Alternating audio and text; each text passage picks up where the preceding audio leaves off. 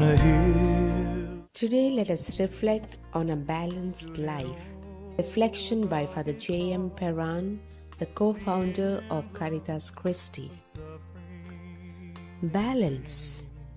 Surely your lives are so overloaded with tasks and torn between so many duties that this is impossible. On the other hand, can a balanced life be a pretext for egoism? I shall not attempt to solve this complex question, but make a few suggestions. Normally, when we can no longer give joyfully to God what we are doing, there is some excess. In addition, when our nerves get the upper hand and react violently in times of trouble or joy, then we have to regain mastery at any cost.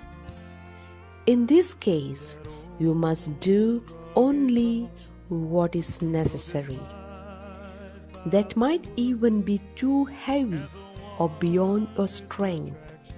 It may be sick relatives, family troubles, the difficulty of some work demanded by justice, or the necessity of earning your living.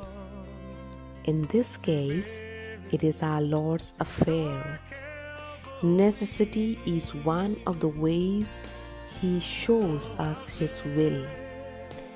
And you should strive to remain at peace and joyful despite overwork, by reflecting that He wills it, that you should offer it to Him out of love, and that it is therefore a joy in spite of the heroism needed.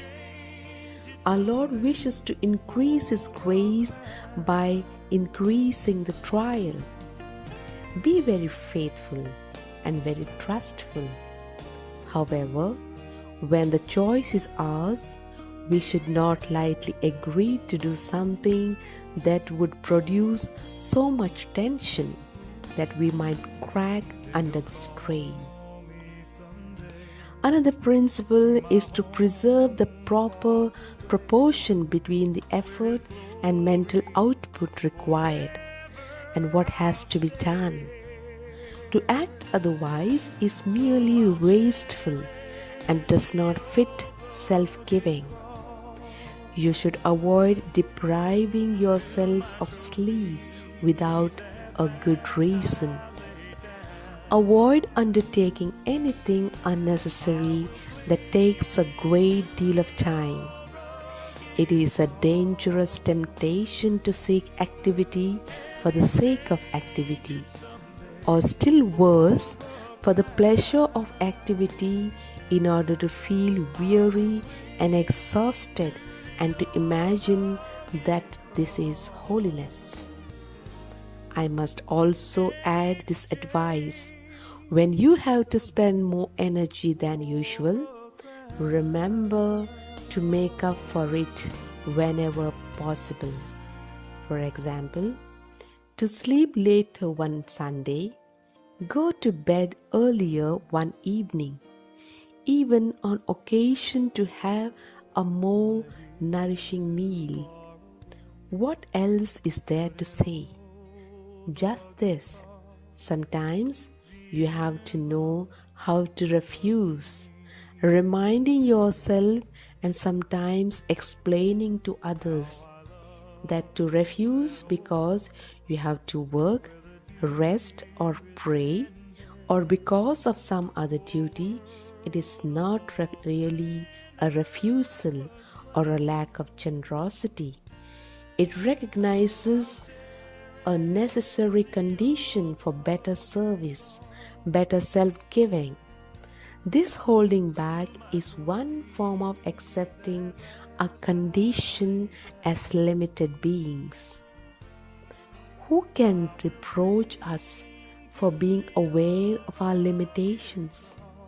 None but a selfish person, tyrant who wants sole access to us. It is sometimes and education for others when we remind them that we have other duties. If you wish to be my friend, you must love with me what I love and so widen your outlook. Loving is not looking at one another, it is looking together in the same direction. What else? Even after all this, it is only too clear that you will never achieve an easily balanced life. You will be pulled in opposite directions, and your life will be, as it were, hacked to pieces. The balance in our life can only come from self-giving and can only be attained through a total renunciation of self. You do not seek this equilibrium in order to spare yourselves, but in order to give yourselves more completely. By accepting the true demands that charity makes on us, we will always experience a tension, and the balance in our lives, if it is real, will be nothing other than what fastens us to the cross of Christ.